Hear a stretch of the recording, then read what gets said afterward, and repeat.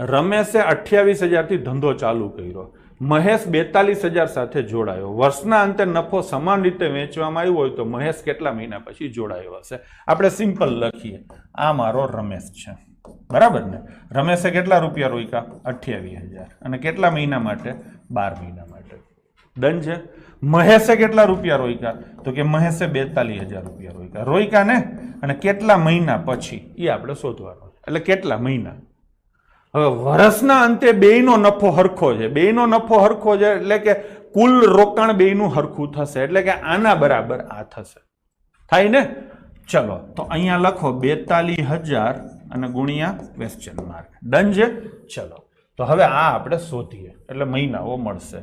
તો કે આ 3 0 જશે, આ 3 જશે, 14 ઉડે તો 3, 14 ઉડે તો 2, 3 ઉડે તો 4. તો કેટલા મહિના માટે રોકાણ થયું હશે? 8 મહિના. 8 મહિના મહેશે રોકાણ કર્યું હશે. તો પ્રશ્ન એવો પૂછ્યો છે કેટલા મહિના પછી જોડાયો? 12 મહિનાના ધંધામાં તમારું રોકાણ 8 મહિના હોય તો શરૂઆતના 4 મહિના તમારું રોકાણ ના હોય. તો અહીંયા જવાબ આવશે ઓપ્શન એ 4. રમેશે 28,000 થી ધંધો ચાલુ કર્યો, મહેશ એની સાથે 42,000 રૂપિયા લઈને જોડાયો. રમેશ શરૂઆતમાં આવ્યો છે જો કેટલા લઈને? 28,000 લઈને. ફટાફટ લખીએ છીએ, રમેશના 28,000, મહેશ આવ્યો છે 42,000 લઈને, થોડા સમય પછી આવ્યો છે. હવે કીધું છે કે વર્ષના અંતે નફો સમાન રીતે વેચવામાં આવે છે. હવે આ ભાઈ શરૂઆતમાં આવ્યો હોય તો આના પૈસા તો પૂરા 12 મહિના રહેશે. આ ભાઈ કેટલા મહિના માટે આવ્યો છે આપણને ખબર નથી, તો ધારી લઈએ કે આના પૈસા x મહિના માટે છે. તો આ બંનેનો ગુણોત્તર કેટલો છે? તો બંનેનો નફો સમાન છે, એનો મતલબ આ બંનેનો ગુણોત્તર 1:1 થશે. અથવા તો આ બંનેને ઇક્વલ કરી નાખો તોય ચાલે, આ બરાબર આ તોય ચાલે. 1:1 ગુણોત્તરનો બંનેનો નફો સરખો થાય એનો મતલબ બંનેનો ગુણોત્તર 1:1 થવાનો.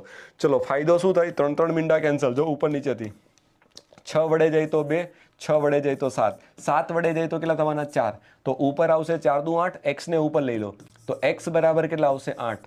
ઘણાએ આમાં ભૂલ કરી છે અને જવાબ 8 ટીક માર્યો છે. ધ્યાન રાખજો, હે ને? તો તમારે શું ભૂલ કરવાની? તો તમે ભૂલ ક્યાં કરો છો કે મહેશ એ કેટલા મહિના પછી જોડાયો. જો પ્રશ્નમાં એવું કીધું હોય ને કે મહેશનું રોકાણ કેટલા સમય માટે થયેલું છે તો જવાબ 8 મહિના આવશે. પણ મહેશ કેટલા મહિના પછી જોડાયો? તો મહેશ છે ને ભાઈ 4 મહિના પછી જોડાયો હોય.